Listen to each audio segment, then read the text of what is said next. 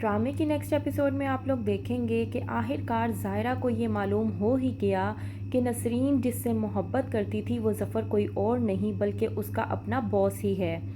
آتا ہے ظفر نسرین سے ملنے کے لیے اور اس کے لیے فلاورز بھی لے کر آتا ہے۔ کہتا ہے میں تم سے تمام تر غلطیوں کی معافی مانگنا چاہتا ہوں۔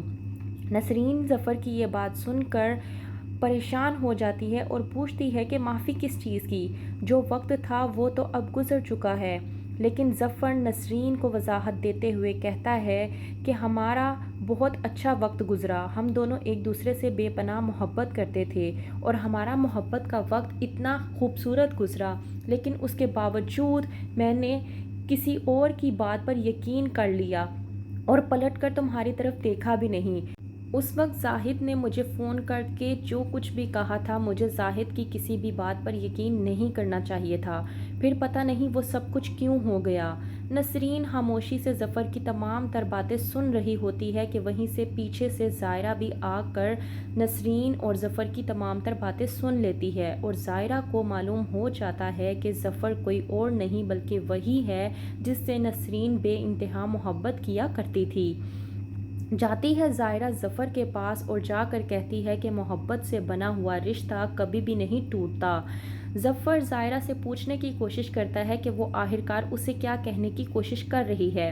کہتی ہے ظاہرہ جس رشتے میں محبت ہو وہ رشتہ کبھی بھی ختم نہیں ہوتا، لیکن جس رشتے میں محبت نہ ہو اس رشتے کا نام نہ ہونے کے برابر ہوتا ہے۔ اب دیکھ لیں، جس رشتے میں محبت ہو وہ برسوں بعد بھی ملے تب بھی محبت قائم رہتی ہے۔ ظفر کو اندازہ ہو جاتا ہے کہ ظاہرہ آخرکار ظفر کو کیا کہنے کی کوشش کر رہی ہے اور ظفر یہ بھی جان چکا ہے کہ ظاہرہ کو بھی معلوم ہو گیا ہے کہ وہ جانتی ہے کہ میں وہی ظفر ہوں جو نسرین سے محبت کرتا تھا۔ دوسری طرف میر زاہد زویا کو قابو میں کرنے کی کوشش کر رہا ہے، لیکن زویا جو کہ کسی کے قابو میں آنے والی چیز نہیں ہے، کہتی ہے میر زاہد کو کہ اپنے کام سے کام رکھے۔ کہتا ہے میر زاہد زویا سے کہ تم میرے بیٹے کو کیوں باندھ کر رکھنا چاہ رہی ہو؟ وہ میرے ساتھ ناشتہ کرتا ہوتا تھا، اس کا دن نہیں گزرتا تھا جب تک وہ میرے ساتھ بیٹھ کر ناشتہ نہیں کرتا تھا، اور اب تم یہ سب کچھ کیا کرنے کی کوشش کر رہی ہو؟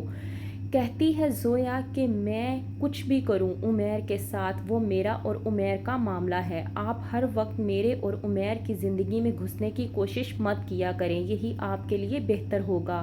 اور رہی بات ناشتے کی تو اب سے عمیر میرے ساتھ ہی ناشتہ کیا کرے گا۔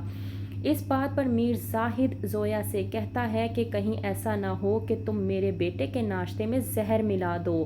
یہ بات سننے کے بعد زویا میر زاہد کو جواب دیتی ہے اور کہتی ہے کہ اگر مجھے زہر ملانا ہی ہوگا تو میں عمیر کے ناشتے میں نہیں بلکہ آپ کے ناشتے میں ملاؤں گی، کیونکہ میری زندگی کا سب سے بڑا کانٹا آپ ہی ہیں، تو ظاہر سی بات ہے کہ آپ کو راستے سے ہٹانے کے لیے مجھے آپ کے کھانے میں ہی زہر ملا کے آپ کو دینا ہوگا۔ میر زاہد زویا کی اس بات پر زویا کو جواب دیتے ہوئے کہتا ہے کہ جو انسان ایک بار کسی کو زہر دے کر مار چکا ہو وہ کسی کو دوسری مرتبہ مارتے ہوئے ہرگز نہیں سوچے گا، کیونکہ وہ پہلے سے ہی ایک قتل کر چکا ہوا ہے، تو ظاہر سی بات ہے کہ تم ایک قاتلہ ہو اور دوسری مرتبہ قتل کرتے ہوئے تمہارے ہاتھ بالکل بھی نہیں کانپیں گے، تو تم سے مجھے کسی بھی قسم کی کوئی بھی امید بھی نہیں ہے کہ تم کیا کر سکتی ہو اور کیا نہیں، تو بہتر یہ ہے کہ تم اپنی حد میں رہو، کہیں ایسا نہ ہو کہ مجھے تمہارے ساتھ بھی کچھ ایسا کرنا پڑے کہ جس کی وجہ سے تمہیں بعد میں پچھتانا پڑے۔ تو کیا ہوگا آگے؟ کیا زویا ڈر جائے گی میر زاہد کی ان دھمکیوں سے، یا میر زاہد عمیر کو واپس پا سکے گا؟ جاننے کے لیے دیکھتے رہیے ڈرامہ سیریل محروم۔